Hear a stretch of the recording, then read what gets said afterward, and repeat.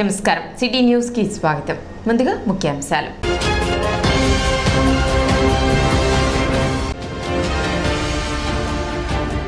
The Tenali Kakatiya cooperative society కార్యాలయం నందు CM Chandrababu Naidu చిత్రపటాన్ని ఆవిష్కరించిన మాజీ మంత్రి ఆలపాటి రాజేంద్ర ప్రసాద్.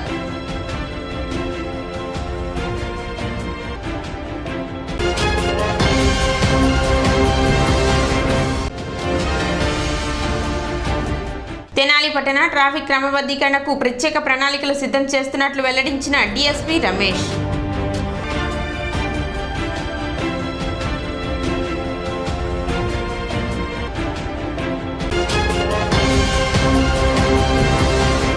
తెనాలి పట్టణ ట్రాఫిక్ క్రమబద్ధీకరణకు ప్రత్యేక ప్రణాళికలు సిద్ధం చేస్తున్నట్లు డీఎస్పీ రమేష్ తెలిపారు. తెనాలి పరిసర ప్రాంత ప్రజల రాకపోకలతో పట్టణంలో ట్రాఫిక్ రద్దీ ఎక్కువగా ఉంటుందని, ఎక్కడైతే ట్రాఫిక్ సమస్య అధికంగా ఉంటుందో ఆ ప్రాంతంలో సిబ్బందిని కేటాయించి ట్రాఫిక్ సమస్య తలెత్తకుండా చూస్తామని డీఎస్పీ రమేష్ తెలిపారు.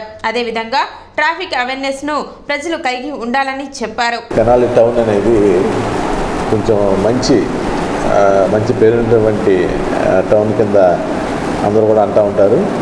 మరి ఇక్కడ పెరుగుతున్నటువంటి జనాభా, పెరుగుతున్నటువంటి వెహికులరీ ట్రాఫిక్ తెనాలికి టువర్డ్స్ గుంటూరు వైపు నుంచి, అలాగే బాపట్ల వైపు నుంచి, అలాగే విజయవాడ నుంచి కూడా ఆ వెహికులరీ ట్రాఫిక్ కూడా ఈ తెనాలి పట్టణం నుంచి ఎంటర్ అయ్యి వెళ్తూ ఉంటాయి. ఈ క్రమంలో తర్వాత ఈ టౌన్ అట్మాస్ఫియర్ కూడా కొంచెం కంజెషన్, అంటే ఓల్డ్ టౌన్ కాబట్టి కంజెషన్ ఏరియా, నేరో స్ట్రీట్స్, అలాగే షాపింగ్ కాంప్లెక్స్ కూడా చాలా విడ్త్ తక్కువ ఉన్నటువంటి ప్లేస్లో ఉండటం వల్ల కూడా ఈ ట్రాఫిక్ అబ్స్ట్రక్షన్ అనేది మనం అప్పుడప్పుడు గమనిస్తున్నాం.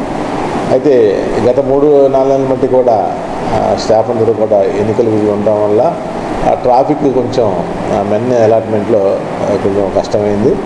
ఇప్పుడు ఎలక్షన్స్ అయిపోయినాయి, నూతన గవర్నమెంట్ కూడా వచ్చింది.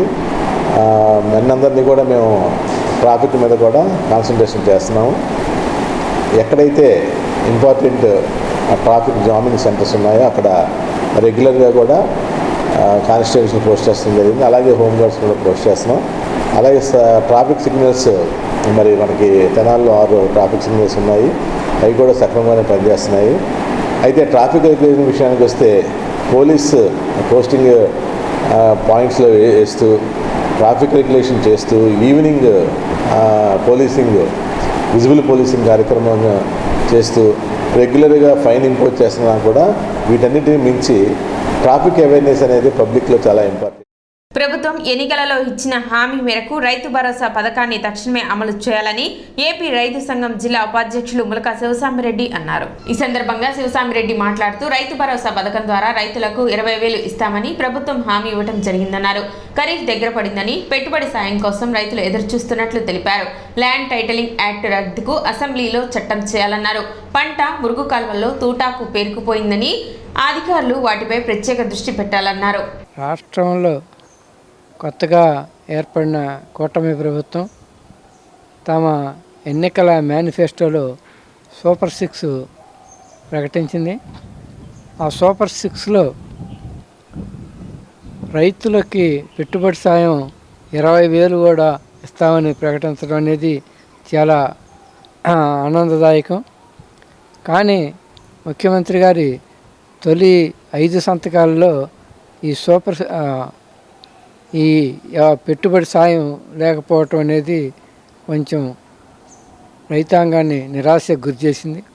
ఎందుకంటే ఖరీఫ్ సీజన్లో రైతులంతా కూడా పెట్టుబడుల కోసం చూస్తున్నారు. గత సంవత్సరం కూడా విచాంగ తుఫాను ఇటువంటి వలన నష్టపోయిన రైతాంగం అంతా కూడా ప్రభుత్వం ఇచ్చే ఈ పెట్టుబడి సాయం కోసం ఎదురు చూడటం అనేది చాలా ఇబ్బందికరంగా ఉంది. గత ప్రభుత్వం, కేంద్రంలో ఉన్న మోడీ బీజేపీ ప్రభుత్వం ఒత్తిడి చేసిందని చెప్పి జీవో నెంబర్ 22 తీసుకొచ్చింది. దీనివల్ల వ్యవసాయ పంప్సెట్లకి మీటర్లు బిగించింది. శ్రీకాకుళం జిల్లాలో పైలట్ ప్రాజెక్టుగా కరోనా సమయంలో బలవంతంగా బెదిరించి రైతుల్ని ఈ పంట పొలాల్లో మీటర్లు పెట్టడం అనేది దుర్మార్గమైన విషయం. కనుక ఇప్పుడు ఈ ప్రభుత్వం అయినా ఆ జీవో నెంబరు 22ని రద్దు చేసి ఈ మీటర్లని తొలగించాలని కూడా ఆంధ్రప్రదేశ్ రైతు సంఘం విజ్ఞప్తి చేస్తుంది. అట్లాగే ఈ గత సంవత్సరం రైతాంగం పంట కాలువలు, మురుగు కాలువలు గుర్రపు డెక్కకు, తుట్టాకు వలన కూడా తీవ్రంగా ఇబ్బందులు పడ్డారు, నష్టపోయారు. ఒక్కొక్క రైతు 10,000 రూపాయల పైగా నష్టపోవటం జరిగింది. జూలై సగం పడ్డా కూడా ఇప్పటివరకు ఇరిగేషను, డ్రైనేజీ అధికారులు కూడా టెండర్లు పిలిచామని చెప్పటం తప్పితే ఇంతవరకు కూడా పనులు ప్రారంభించకపోవటం అనేది శోచనీయమైన విషయం.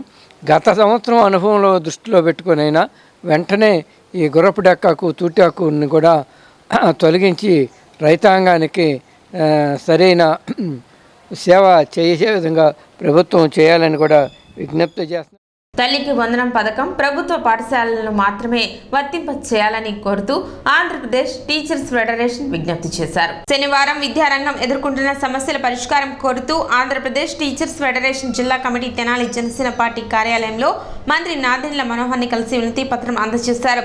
ఈ సందర్భంగా వారు మాట్లాడుతూ ఆహార పౌర సరఫరాల మంత్రిగా ఉన్న నాదెండ్ల మనోహర్ మధ్యాహ్న భోజన పథకానికి నాణ్యమైన బియ్యం అందించాలని కోరగా సానుకూలంగా ఆయన స్పందించినట్లు తెలిపారు. అదేవిధంగా 117 జీవోను రద్దు చేయాలని, ఎన్నో ఏళ్లుగా పోరాటం చేస్తున్న సిపిఎస్ని రద్దు చేసి ఓపీఎస్ని అమలు చేయాలని, అలాగే విద్యారంగంలో ఎదుర్కొంటున్న సమస్యలను మంత్రి లోకేష్ దృష్టికి తీసుకువెళ్లాలని కోరినట్లు తెలిపారు. ఇవాళ విద్యారంగంలో అనేకమైనటువంటి సమస్యలతో ఇబ్బంది పడుతూ టీచర్స్ సర్వీస్లో ఉన్నవాళ్ళు, సర్వీస్ నుంచి రిటైర్ అయ్యేటువంటి వాళ్ళు కూడా ప్రతి ఒక్కళ్ళు ఎన్నో సమస్యలు ఫేస్ అవుతూ కూడా అవన్నీ మన మినిస్టర్ గారి దగ్గరికి వచ్చేసి మేము మా యొక్క అంతరంగాన్ని చెప్పడానికి కోసం ఇక్కడ కలవడం అనేటువంటిది ఒక మాకు ఆనందకరమైనటువంటి విషయము. ఇప్పుడు వచ్చినటువంటి కూటమి ప్రభుత్వము మా టీచర్స్ అందరికీ కూడా అనేక సహకారం అండదండలుగా నిలబడుతుందని నమ్ముతున్నాం. అలాగే ఆయన కూడా మా సమస్యలన్నీ విన్నారు. ఆ సమస్యలకు పరిష్కారం చేస్తాము అని చెప్పేసి మాకు భరోసా ఇవ్వడం కూడా మా అందరికీ ఆనందకరమైనటువంటి విషయం. అలాగే ఈ విద్యారంగంలో ఎన్నో సమస్యలు ఉన్నప్పటికీ ఆయనకున్న కాస్త సమయం కూడా మాకు కేటాయించేసి ప్రతి విషయము 117 జీవో రద్దు చేయడం దగ్గర నుంచి, అమ్మఒడి ఇంప్లిమెంటేషన్ దగ్గర నుంచి, అలాగే టోఫెల్స్ కానీ ఇలా ప్రతి సమస్యలు కూడా ఆయన విని మాకు అండగా నిలబడతానని ఆయన భరోసా ఇవ్వడం మా అందరికీ కూడా చాలా హ్యాపీగా ఉంది. గత రాష్ట్ర ప్రభుత్వం పాఠశాల విధ్వంసానికి గురయ్యే విధంగా జీవో 117 తీసుకొచ్చి పెద్ద సంక్షోభాన్ని సృష్టించింది. మేము ఎంత మొత్తుకున్నా కూడా వినకుండా ప్రాథమిక పాఠశాల నుంచి 3, 4, 5 తరగతులని విభజించి సమీపం కిలోమీటర్ పైన ఉన్నట్టు ఉన్నత పాఠశాలలో చేర్పించడం ద్వారా అటు ఉన్నత పాఠశాలలు దెబ్బతినిపోయినాయి, ఇటు ప్రాథమిక పాఠశాలలు దెబ్బతిని సుమారుగా గత 3 ఏళ్ల నుంచి దరిదాపుగా 9 లక్షల మంది విద్యార్థులు పాఠశాల దూరం అయిపోయారు.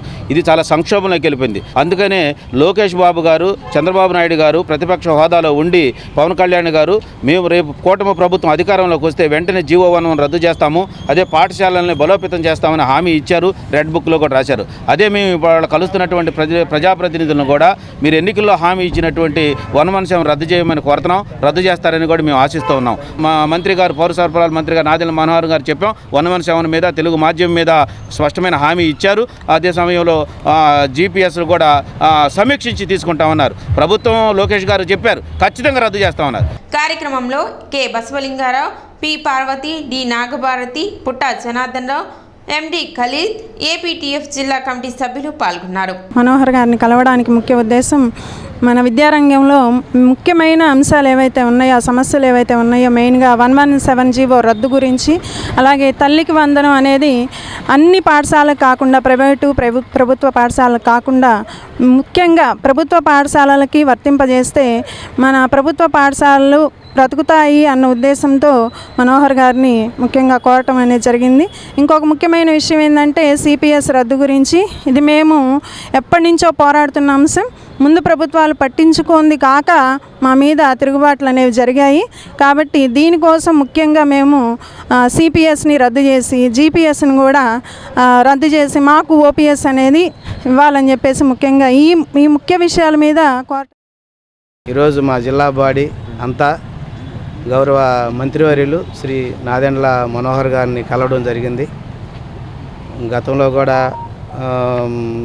మనోహర్ గారు ఇక్కడ స్థానికంగా గెలిచి ఎన్నో సేవా కార్యక్రమాలు చేసి ఉన్నారు కాబట్టి వారిని గౌరవంగా సూచకంగా ఒకసారి కలవడం జరిగింది. అయితే మేము ఆయన కోరిన విషయం ఏంటంటే మధ్యాహ్న భోజనానికి సంబంధించి మంచి బియ్యం, ఎందుకంటే వారు పౌర సరఫరాల శాఖ మాధ్యులు కాబట్టి రిక్వెస్ట్ చేయడం జరిగింది. తప్పనిసరిగా పర్సూ చేస్తా అన్నారు. మేము అడగకముందే ఆయన గారు ఆ మాట బియ్యం గురించి మాకు చెప్పడం జరిగింది. మాకు చాలా సంతోషం. ప్రత్యేకమైన ధన్యవాదాలు. ఇంకేదైనా మా ఎడ్యుకేషన్ పరంగా సమస్యలు ఉంటే గౌరవ మంత్రి మరియు లోకేష్ గారికి విన్నవించవలసిందిగా మాకు సూచించడం జరిగింది.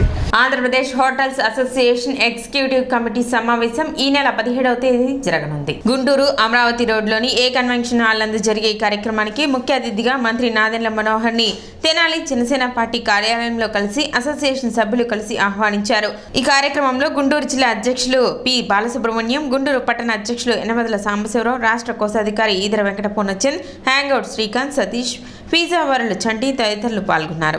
ఈ నెల 17వ తారీఖు ఆంధ్రప్రదేశ్ హోటల్స్ అసోసియేషన్ సమావేశం గుంటూరు ఏ కన్వెన్షన్లో జరుగుతుంది. ఆ కన్వెన్షన్కి ముఖ్య అతిథిగా పిలవడం కోసం ఈరోజు మన మంత్రివర్యులు నాదెండ్ల మనోహర్ గారి కోసం వచ్చి కలవడం జరిగింది. ఆయన స్పందించి మీటింగ్కి వస్తానని చెప్పేసి చెప్పడం జరిగింది. నాదెండ్ల మనోహర్ గారికి ఈ సందర్భంగా కృతజ్ఞతలు తెలియజేసుకుంటున్నాం.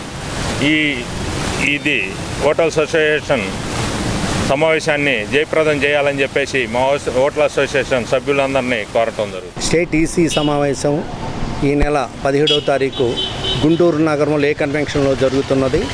కావున ఈ సమావేశాన్ని ఆహ్వానించడానికై మన మంత్రివర్యులు నాదెండ్ల మనోహర్ గారిని ఆహ్వానించడం జరిగింది. ఈ సమావేశానికి ఆయన తప్పనిసరిగా హాజరవుతారు అనుకున్నాను. ఈ సమావేశాన్ని మాకు గుంటూరు సిటీ సాంబశివరావు, నేను జిల్లా ప్రెసిడెంటు మరియు స్టేట్ ట్రెజరర్ పూర్ణచంద్ గారు కలిసి మా కార్యవర్గం అంతా స్టేటు, టౌను, జిల్లా కార్యక్రమం అంతా కలిసి ఆహ్వానించడం జరిగింది. ఇప్పుడు ఒక చిన్న విరామం.